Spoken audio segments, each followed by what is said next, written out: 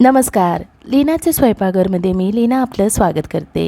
जर तुम्हाला भाताच्या वेगवेगळ्या रेसिपी ट्राय करायला आवडत असेल तर ही रेसिपी तुम्ही नक्की ट्राय करून बघा. चला तर मग आजच्या या रेसिपीला सुरुवात करूयात. इथे मी 2 वाटी बासमती तांदूळ घेतलेला आहे. तांदूळ निवडून 2 वेळा धुवून पाणी काढून अर्धा तास नितळत ठेवला आहे. भात करायच्या अगोदर अर्धा तास तांदूळ धुवून नितळत ठेवायचा आहे. आता आपण पुढच्या क्रियेकडे वळूयात. आपल्याला ताजं वाटण करून घ्यायचं असल्यामुळे मिक्सरच्या भांड्यामध्ये 2 हिरव्या मिरचीचे तुकडे, पाव इंच आल्याचे तुकडे, 5-6 लसणाच्या पाकळ्या घालून वाटून घेऊयात. इथे मी अर्धा किलो टोमॅटो धुवून बारीक चिरून 2 वाटी पाणी घालून उकडून घेतलेले आहेत. नंतर पुरण यंत्राच्या चाळणीमध्ये स्मॅश करून टोमॅटो रस काढून घेतला आहे. हा रस 4 वाटी आहे.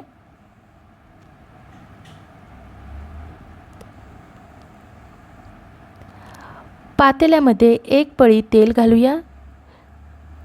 तेल आपलं चांगलं तापलेलं आहे. 2 टेबलस्पून साजूक तूप घालूया. तुम्ही दोन्हीपैकी तेल किंवा साजूक तूप वापरू शकता. तूपसुद्धा आपलं वितळलेलं आहे. 1 टीस्पून जिरे घालूया.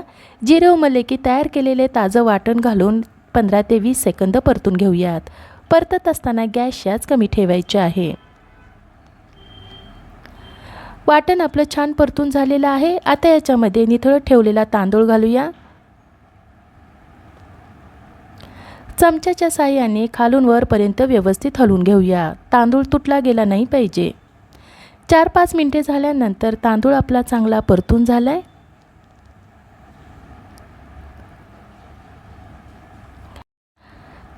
तांदूळ ज्या वाटीने मोजून घेतलाय त्याच वाटीने टोमॅटोचा रस मोजून घ्यायचा आहे. टोमॅटोचा रस घालूया. इथे 4 वाटी टोमॅटोचा रस घेतलेला आहे. चवीनुसार मीठ, थोडीशी साखर घालूया. टोमॅटोची आंबट चव आणि साखरेमुळे भात आंबट गोड असा चवीला छान लागेल. 1 टीस्पून गरम मसाला घालूया. मोठं मीठ घातल्यामुळे चमच्याच्या साहाय्याने हलवून घेऊयात म्हणजे ते पटकन विरघळेल. मोठ्या आचेवर भाताला खळखळून उकळी आणूयात. 3-4 मिनिटातच भाताला खळखळून उकळी आलेली आहे. आता इथे गॅसची आच मध्यम करायची आहे.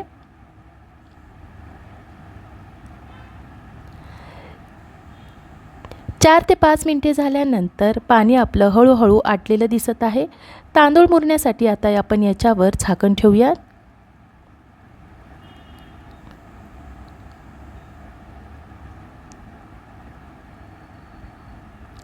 तीन ते 4 मिनिटे झाल्यानंतर झाकण काढूयात.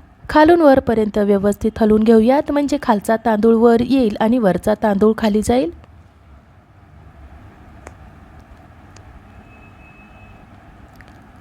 तांदूळ शिजला आहे का नाही ते पाहूयात. तांदूळ आपला पूर्ण शिजलेला नाही आहे पण एवढ्या पाण्यात तो व्यवस्थित मुरेल. परत आपण याच्यावर झाकण ठेवूयात. 3 ते 4 मिनिटे झाले की परत आपण याच्यावरचं झाकण काढायचं आहे. तांदळातलं पाणी आटलेलं दिसत आहे. तांदूळ शिजला आहे का नाही ते पाहूयात. तांदूळ आपला पूर्ण शिजलेला आहे. तुम्ही पाहू शकता छान उमललेला दिसतोय. जर तांदूळ शिजला नाही तर आवश्यकतेनुसार याच्यामध्ये उकळलेलं पाणी घाला. हो पण टोमॅटो राईस असल्यामुळे त्याची चव जाणार नाही याची काळजी घ्यायची. वरून खवललेले ओले खोबरे घालूया. भरपूर बारीक चिरलेली कोथिंबीरसुद्धा घालूया.